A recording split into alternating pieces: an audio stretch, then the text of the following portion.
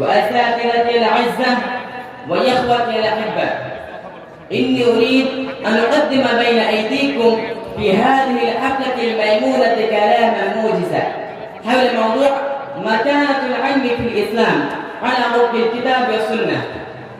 فأيها الإخوة الكرام، وفقكم الله، اعلموا أن العلم له فضل كبير وشرف عظيم ومنقبة جليلة في الإسلام. ونظرا إلى أهمية العلم الكبيرة ومكانته السامية، بدأ الله سبحانه وتعالى وحيه إلى عبده ورسوله محمد بن عبد الله صلى الله عليه وسلم بالقراءة، فقال: يقرأ باسم ربك الذي خلق، خلق الإنسان من علق، يقرأ وربك الأكرم الذي علم بالقلم، علم الإنسان ما لم يعلم. فهذه الآيات الكريمة تدل دلالة واضحة على فضل العلم العظيم ومكانته السامية في الإسلام. وإنما بدأ سبحانه وتعالى وحيه إلى رسوله صلى الله عليه وسلم بالقراءة، ولم يبدأ بالتوحيد والصلاة والزكاة والهج والصيام، مع أن هذه الأمور من دعائم الدين العظام وأسسه الجليلة ومبادئه الأصلية، تنبيها على مكانة العلم وفضله وإظهار لشرفه ومنقبته وإبرازا لحاجته في المجتمع البشري. أيها الإخوة، إننا إذا نظرنا في كتاب الله المنير وجدنا أن الله جل وعلا بين فضل العلم وأوضح شرفه وأبان مكانته وعظم شأنه وذم الجهل وأهله كثيرا، كما قال الله تعالى في سورة الزمر: قل هل يستوي الذين لا يعلمون والذين لا يعلمون إنما يتذكر أولو الألباب. تدل هذه الآية الكريمة دلالة واضحة على أن العالم والجاهل لا يستويان أبدا، بينهما فرق كبير وبون شاسع. أيها الأخوة، قدم الله عز وجل ذكر العلم على التوحيد في كتابه العظيم تعظيما لشأن العلم، تشريفا لأمره، وقال تعالى في سورة محمد: فاعلم أنه لا إله إلا الله واستغفر لذنبك وللمؤمنين والمؤمنات والله يعلم متقلبكم ومثواكم. تدل هذه الآية على أن الإنسان لا يعرف الله ربه بدون العلم، وقال تعالى في سورة النحل: فاسألوا أهل الذكر إن كنتم لا تعلمون. وكذلك أخبر سبحانه وتعالى أنه يرفع درجات أهل العلم إذا بنوا على الإيمان، وقال تعالى في سورة المجادلة: يرفع الله الذين آمنوا منكم والذين أوتوا العلم درجات. هكذا وردت نصوص قرآنية كثيرة تبين قدر العلم وشرف أصحابه. أيها الإخوة، هناك عديد من التوجيهات النبوية الكريمة الواردة في أهمية العلم وفضله وشرف أصحابه. إذا قرأنا في كتب الحديث وجدنا أن الرسول صلى الله عليه وسلم بين فضل العلم والعلماء، وحث أصحابه وأتباعه رضي الله عنهم على التعلم والتفقه والتعليم والتحصيل كثيرا، وذم الجهل وأهله ذما شديدا، وأوجب طلب العلم على كل مسلم ذكرا كان أو أنثى، عبدا كان أو حرا، فقال: طلب العلم فريضة على كل مسلم. أخرجه ابن ماجه وصححه الألباني. وقصار القول: إن الإسلام دين العلم والعرفان، جاء يمحو الأمية والجهالة ويخرج الناس من الظلمات إلى النور ومن الضلالة إلى الهداية. وختاما، أسأل الله تعالى أن يزيننا بنور الإيمان واليقان والعلم والعرفان، ولا يجعلنا من الجاهلين، آمين يا رب العالمين. وآخر دعوانا أن الحمد لله رب العالمين. السلام عليكم ورحمة الله وبركاته. السلام ورحمة الله وبركاته. আলহামদুলিল্লাহ, আমাদের ছাত্র খুব সুন্দরভাবে আরবি ভাষায় তার বক্তব্য পেশ করলো সংক্ষিপ্তভাবে। এবারে আপনাদের সামনে আমাদের আজকে দিনের এক মেহমান শেখ ইসমাইল মাদানী সাহেব, সবাই চেনেন জানেন, উনি ব্যস্ত মানুষ, তো একটু আমাদের এখানে সময় দিয়েছেন। ওনার কাছে সামান্য 5 মিনিটের মধ্যে একটু কথা শুনবো, তারপরে ইনশাআল্লাহ আরো দুটো ছাত্রের প্রোগ্রাম শোনার পরে আমাদের বক্তব্য রাখবেন শেখ রাজমান আব্দুল মুহিত আল মাদানী সাহেবের টাইম আছে, আর না হয় মুক্তার হোসেন রাহিবি, যে কোনো একজন গান ইনশাআল্লাহ দেব। শেখ আসুন। السلام عليكم ورحمة الله وبركاته. الحمد لله رب العالمين والعاقبة للمتقين والصلاة والسلام على أشرف الأنبياء والمرسلين نبينا محمد وعلى آله وصحبه أجمعين আমি বিনা কোনো ভূমিকাতে আমার পূর্বে সর্বপথ একাডেমির একজন ছাত্র আরবি ভাষায় সংক্ষিপ্তভাবে বক্তব্য পেশ করল, তার সারাংশ আপনাদের সম্মুখে আমি উপস্থাপন করছি, গুরুত্ব সহকারে শুনবেন। সর্বপথ একাডেমির ছাত্র শিক্ষা এবং শিক্ষক এই নিয়ে আলোচনা করছিল।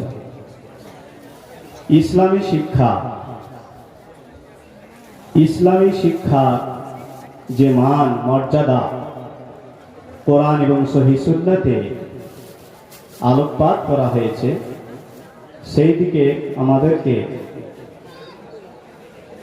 অবগত করাচ্ছিল এবং সেই সমস্ত কোরআন এবং সহিহ সুন্নাহর যে আয়াত বা দলিল ছাত্রটি পেশ করল, তার মধ্যে সে আয়াত পেশ করল, ইয়ারফাইল্লাহুল্লাযীনা আমানু মিনকুম ওয়াল্লাযীনা উতুল ইলমা দারাজাত, সূরা মুজাদালার 11 নম্বর আয়াত। উক্ত আয়াতে আল্লাহ তাআলা যারা ঈমান আনয়ন করেছে এবং যাদেরকে শিক্ষিত করা হয়েছে, অর্থাৎ যাদেরকে শরিয়াহ জ্ঞান দান করা হয়েছে, তাদের সম্মান তাদের মর্যাদাকে আল্লাহ তাআলা বৃদ্ধি করে থাকেন। তারপরে সূরা জুমারের 9 নম্বর আয়াত পরিবেশন করলো, সেখানে বলা হয়েছে আল্লাহ তাআলা বলেছেন, কুল হাল ইয়াস্তাবিল্লাযীনা ইয়া'লামুনা ওয়াল্লাযীনা লা ইয়া'লামুন, হে নবী বলে দাও, যারা শিক্ষিত এবং অশিক্ষিত তারা কি সমান কখনোই না। সূরা জুমারের 9 নম্বর আয়াত।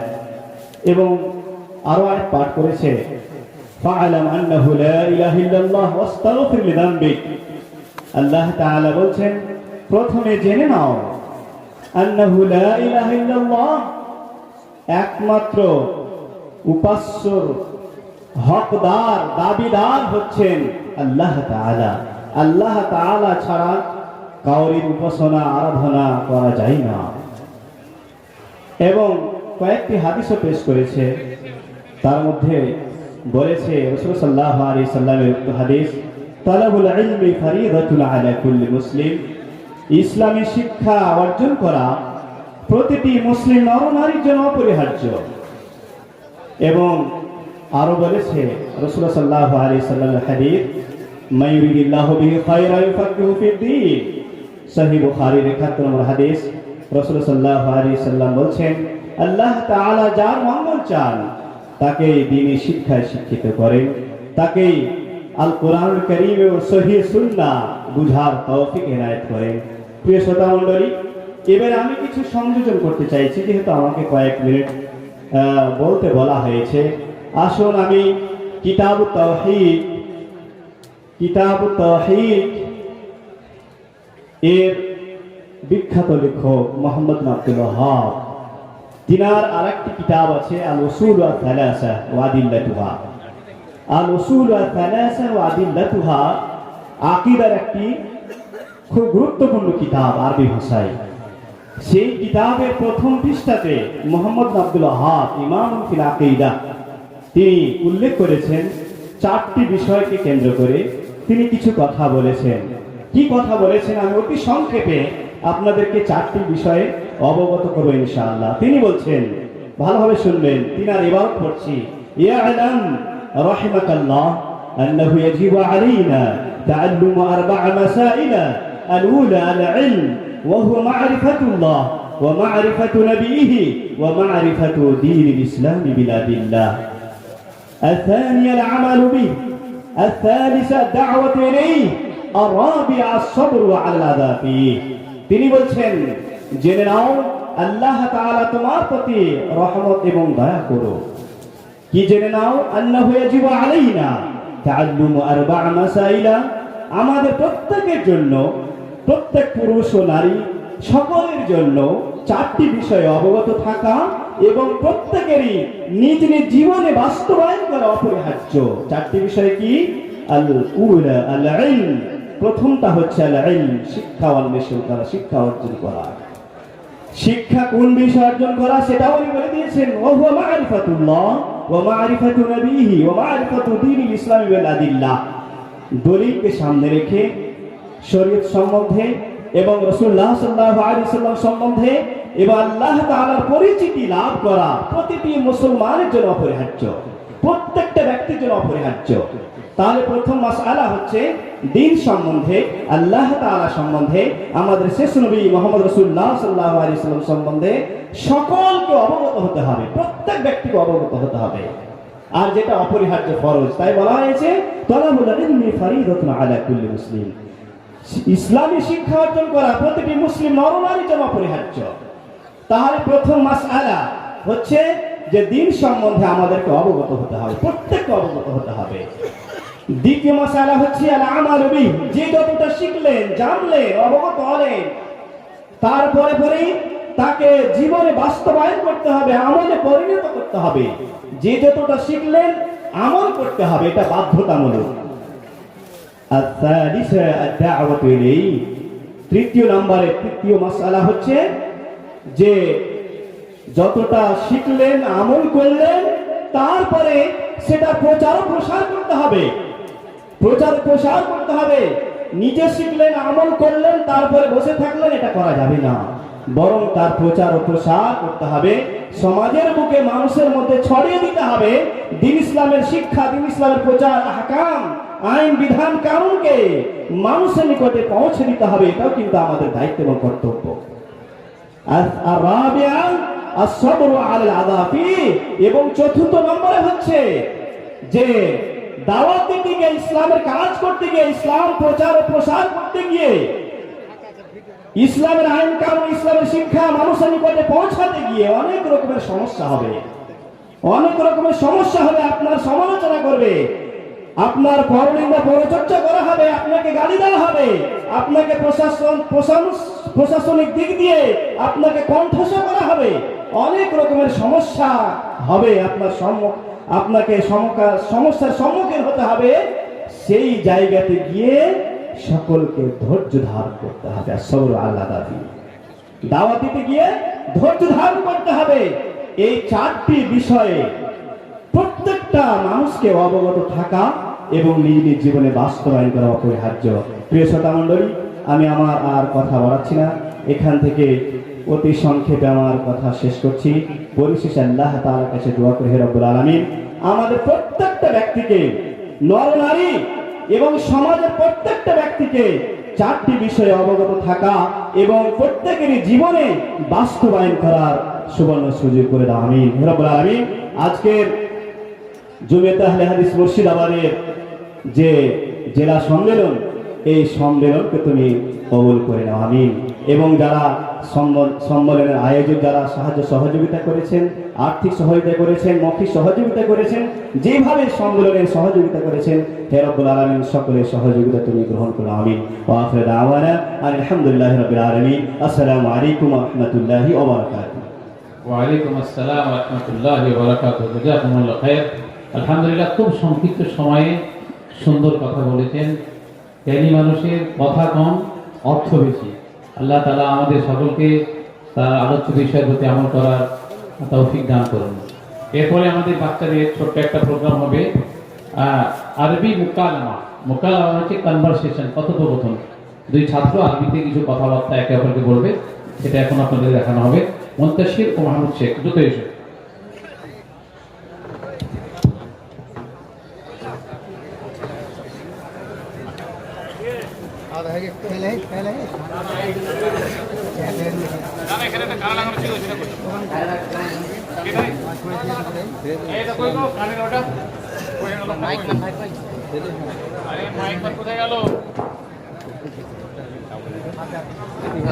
কই মাইক পান কোথায়?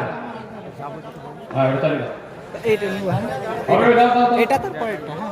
চলো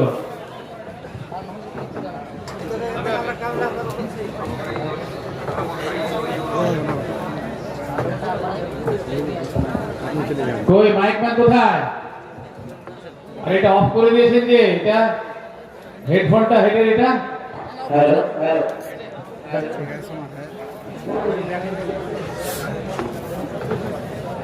হ্যালো এই এটা চালু করে দিন, এটা চালু করে দাও। সামনে সামনে দিকে আসবে নাকি?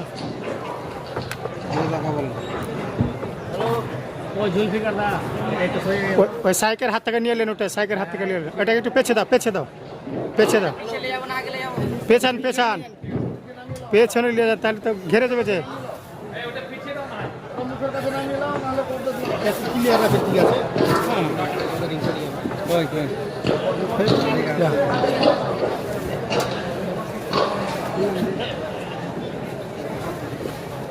السلام عليكم ورحمة الله وبركاته. وعليكم السلام ورحمة الله وبركاته. كيف حالك يا أخي العزيز؟ الحمد لله أنا بخير وعافية، وكيف أنت؟ طيب بحمد الله ونعمه. إلى أين تذهب حبيبي؟ أنا أذهب إلى جامعة الشرطة المستقيمة المركزية للحصول على العلم الصحيح والأدلة الصحيحة على منهج السلف الصالح. لماذا اخترت هذه الجامعة؟ لو التحقت في المدارس العصرية لكان خيرا لك، وحصلت على وظائف كثيرة وكنت غنيا. أخي إن هذه الجامعة تتميز عن غيرها بميزات كثيرة، فالطالب الدارس فيها يحصل على العلوم الدينية والرياضية معا، فهو يصبح عقيدته ويحسن خلقه، هكذا هو يتعلم أصول الدين ما هو واجب على كل مسلم. كما قلت عن الرضائم فاعلم نحن نتوكل على الله إنه هو الرزاق. حسنا، اطمئن قليل من قولي. من فضلك بين لي شيئا عن أهمية علم الشرعي، أنا لا أعلم عنه شيئا. أخي إن أهمية العلم الشرعي كثيرة، أنها لا تحصى ولا تعد، فإن تعلمه فرض يستغفر الله ونعمة الجنة لمن سلك فيه التماسا، ولا تتابع عنه منك أيضا. سبحان الله، شكرا لطيف. كنت على طريق الخطأ، لو بينت شيئا أخذت عنه. قال النبي صلى الله عليه وسلم: فضل العالم على العابد كفضله على أدناكم. يعني أنت تقول العالم أفضل من جميع عامة الناس. نعم أخي، هكذا قال النبي صلى الله عليه وسلم، حتى قال صلى الله عليه وسلم: العلماء ورثة الأنبياء. فبهذين الحديثين لعلك فهمت أهمية العلم الشرعي، وبالإضافة فإنه دائما يقوم بفتح أبواب جديدة من علوم أخرى. نعم لطيف، فهمت جيدا، فلابد علينا أن نهتم به والحصول عليه. إلى اللقاء يا حبيبي، السلام عليكم ورحمة الله وبركاته. وعليكم السلام ورحمة الله وبركاته. نلتقي فيما بعد إن شاء الله. মাহফুজ কোথায়? এরপরে আমাদের ইংরেজি কনভারসেশন একটা আছে।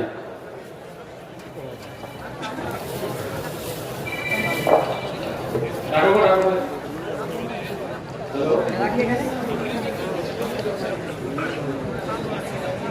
ও ভাই খাওয়ার থেকে কুপন কাউন্টারে যান আপনি। ওখানে লাগিয়ে দেন। আমি কি করি তাহলে? কুপন কাউন্টারে যেতে হবে, কুপন কাউন্টার থেকে আমি কুপনের ব্যবস্থা করছি। ওই কুপন যেতে হবে, কেউ ওখানে কল করতে হবে, ওখানে আমার কথা বলবে, আমাকে কল করতে বলবে, নাহলে কাজ হবে না। আমি তো অন্য জায়গায় আছি, আমি তোমাকে যেতে পারবো না। আর নয়তো আমার সঙ্গে স্টেজে দেখা করতে বলেন।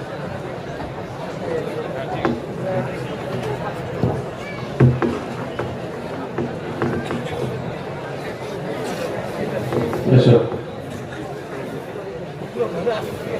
আচ্ছা, এরপরে তোমরা স্টার্ট করে দাও। ইংরেজি কনভারসেশন হবে।